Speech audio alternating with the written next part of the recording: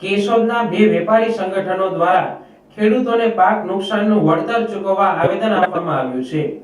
કેશોદ શહેરના બે વેપારી સંગઠનોએ તાલુકા અને આસપાસના જિલ્લાઓમાં કમોસમી વરસાદના કારણે ખેડૂતોના પાકને નુકસાન થતા મોટો આર્થિક ફટકો પડ્યો છે।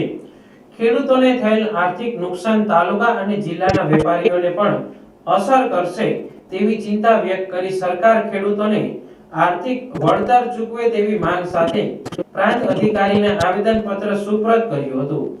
આ અંગે શહેરભરના વેપારીઓના સંગઠન વ્યાપારી વિકાસ મહામંડળ અને આંબાવાડીના ક્લોથ રેડીમેડ એસોસિએશનના સુરેશભાઈ વાડા, ધર્મેશભાઈ રાદડિયા, ગિરીશભાઈ વણકરિયા સહિતના વેપારીઓ તાલુકા સેવા સદને આવી પહોંચ્યા હતા અને ડેપ્યુટી કલેક્ટરને આવેદન આપ્યું હતું, જેમાં મગફળીનો પાક તૈયાર થવા આવ્યો હોય અને છેલ્લા ઘણા દિવસોથી કમોસમી વરસાદ પડતા ખેડૂતોના ખેતરમાં રહેલ પાક પલળવાથી ભારે નુકસાન થવા પામ્યું છે। આ વરસાદથી ખેડૂતોનો સંપૂર્ણ ઘાસચારો પલળી જતા ખેડૂતોને ડબલ આર્થિક માર એક ચિંતાનો વિષય બન્યો છે।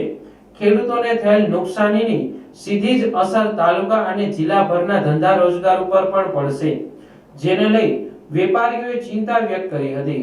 જો સરકાર ખેડૂતોને યોગ્ય વળતર ચૂકવે તો તે પગભર થાય અને વેપારીઓના ધંધા રોજગારને વેગ મળે, તે માટે ખેડૂતોના પાકને થયેલ નુકસાનીનું યોગ્ય વળતર ચૂકવવામાં આવે તો બંને તરફ સંતુલન જળવાઈ રહે તેવી માંગ સાથે વેપારીઓએ પ્રાંત અધિકારીને આવેદન આપ્યું હતું।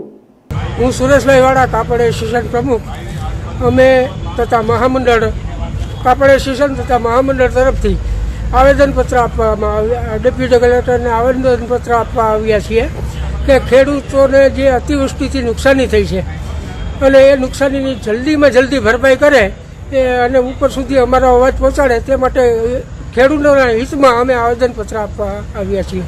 ખેડૂતોના હિતમાં આવેદન આપવા આવ્યા છો તો તમને એનો શું બેનિફિટ?